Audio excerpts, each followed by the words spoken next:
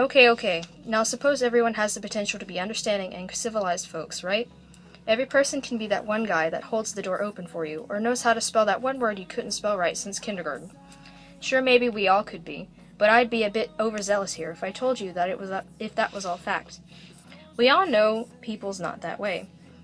One thing's for sure, though. People have always been curious of how much smarter they are than others, and what makes someone a great team leader. Luckily, for those who wonder, there are two terms that explain just those.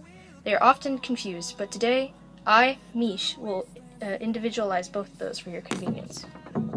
Alright, so we know we have Emotional Quotient, also known as EQ, and Intelligence Quotient, which is also known as IQ. I know what you're thinking. Mish, I know what IQ is. It shouldn't be hard to tell the difference between IQ and whatever EQ is. But be patient, because we know we have only begun to scratch the surface. Now I know many are familiar with IQ tests, or at least know what they are, but there are also tests to judge someone's EQ level as well. I'd like to think it'd be easier if I explained IQ first. Now I said IQ was Intelligence Quotient before, but let's just call it IQ for short. I'm a bit lazy, you see. IQ is defined as the score diverted from one of many standardized tests designed to assess one's individual intelligence. With that said, most already know that, but what you may not know is that IQ determines much more than that. Oftentimes people can stereotype others by their score, and generally it's accurate. So someone can assume someone is smarter with a higher IQ? I think not. IQ is used to determine and identify academic ability and if someone is off the chart intelligent. Nothing about smarts there, but the potential to be smart, or highly academically achieved. So it applies to things like word comprehension and math skills, per se. It also relates with abstract and spital thinkers and people who filter irrelevant information with their mind. Saying this doesn't mean that someone with high IQ has all these traits, but they are symptoms that it may point in its direction. Some similar identities that people with high IQ may have is success with challenging tasks, ease at the ability to analyze and conduct and connect the dots, or even some special cases, special needs. I have personally met someone with such a large IQ, her social ability and even the way of speech was limited.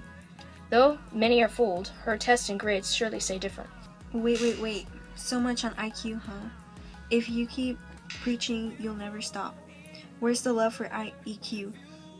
It doesn't have to conform to being an I. Alright, I'll shut my mouth on IQ first, since you're so determined to hear EQ. You know what? Give me the script. I'm going to read this. Alright, knock yourself out. Now, as for EQ, its full name is Emotional Quotient and is very different than IQ, believe it or not. EQ is to have the ability to identify, express, evaluate, and control emotions. I know to some people that may sound impossible, but unlike IQ, EQ is also measured in a scale, so it's not impossible to have EQ because having EQ makes us human, no matter how low.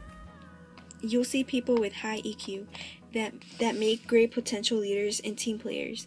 They are quick to assess emotional state of the team and inspire if they need it.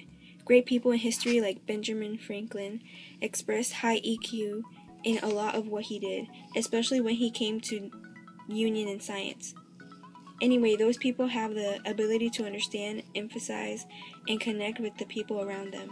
Some defining abilities for people with high EQ are to be able to control their emotions, to understand emotional meaning, and to inspire thought.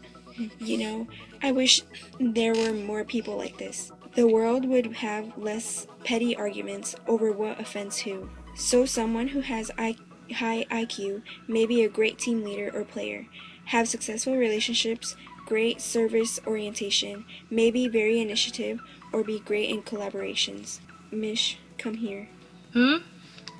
What about people who have low EQ or IQ? What are they like? They express very opposite traits that people with high EQ or IQ might. A person with low EQ tends to be aggressive, assertive, and may even be hard to associate with. Someone with low IQ may not retain information well, have low word comprehension, and find it hard to apply themselves to academic things. Their ideas may also be limited to what they see people do. Though it's harder to improve IQ than EQ, both you can definitely move to reaching your full potential. Though some do determine that max IQ is determined by our genetics, which is quite unfortunate. Try words of the day for IQ, and then team-based things for EQ. They're not much, but start small, and improvement will find its way to you. That's it? That's all that's on the script? I guess so. This is all we have time for, I suppose. Hopefully you understand more about EQ and IQ, and how they're different now. Tushi? I guess you could say that. What do you mean? It's a lot to remember, Mish. Someone may need to improve their IQ. Sheesh, Mish. So assertive. Someone's gonna have to improve their EQ. Touche. Tushu. Touche.